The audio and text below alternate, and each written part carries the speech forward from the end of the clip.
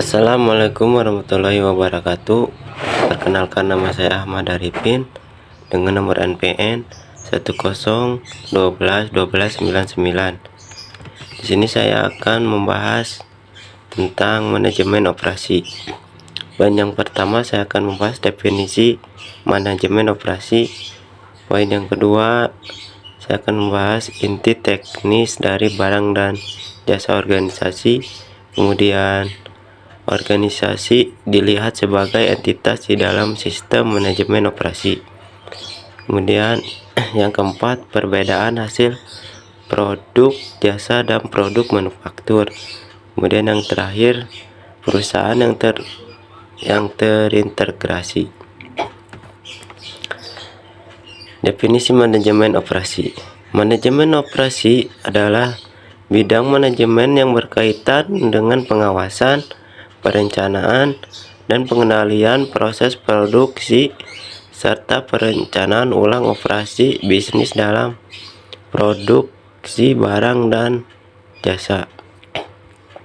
Contohnya, pengadaan dalam arti memperoleh barang atau jasa dari sumber eksternal.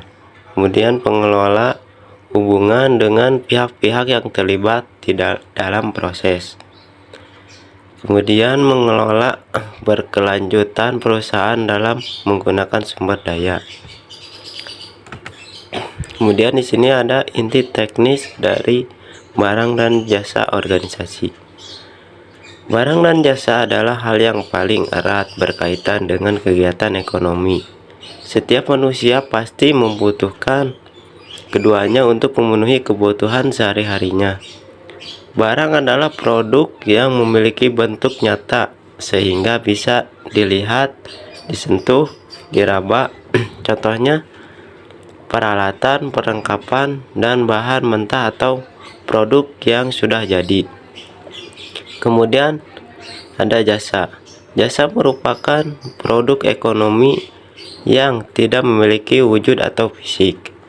Jasa merupakan kegiatan pelayanan yang ditawarkan oleh pemilik jasa ke konsumen. Meskipun jasa tidak memiliki bentuk fisik, namun manfaatnya bisa dirasakan untuk memenuhi kebutuhan konsumen. Dan poin keempat, yaitu organisasi dilihat sebagai entitas di dalam sistem manajemen operasi.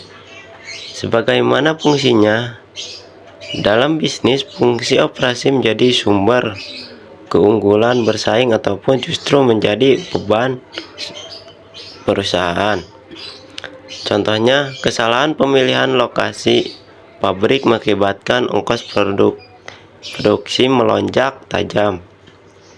Kemudian, kesalahan proses produksi mengakibatkan banyak produk cacat yang tidak bisa dijual, ataupun kesalahan manajemen mutu yang meloloskan produk cacat mengakibatkan ketidakpuasan pelanggan sehingga akhirnya beralih ke pesaing. Inilah alasan mengapa manajemen operasi merupakan salah satu fungsi bisnis yang juga wajib diperhatikan keberadaannya guna mendukung eksistensi organisasi sebagai entitas bisnis yang sukses. Kemudian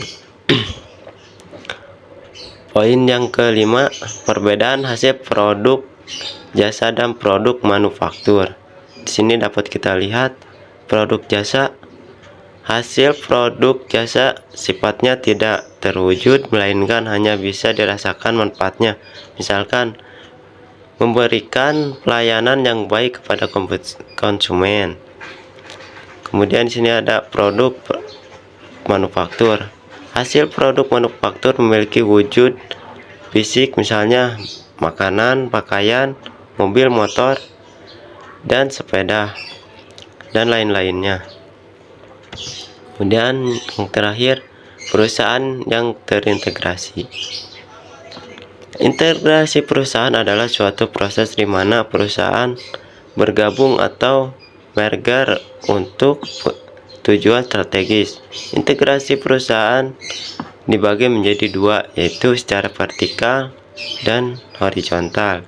Integrasi vertikal terjadi ketika perusahaan pada tahap rantai pasokan yang berbeda bergabung untuk membentuk entitas bisnis tunggal.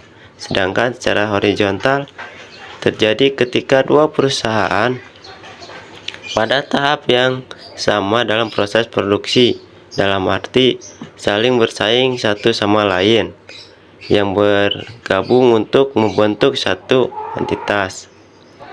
Itulah sekian dari saya untuk pembahasan manajemen operasi.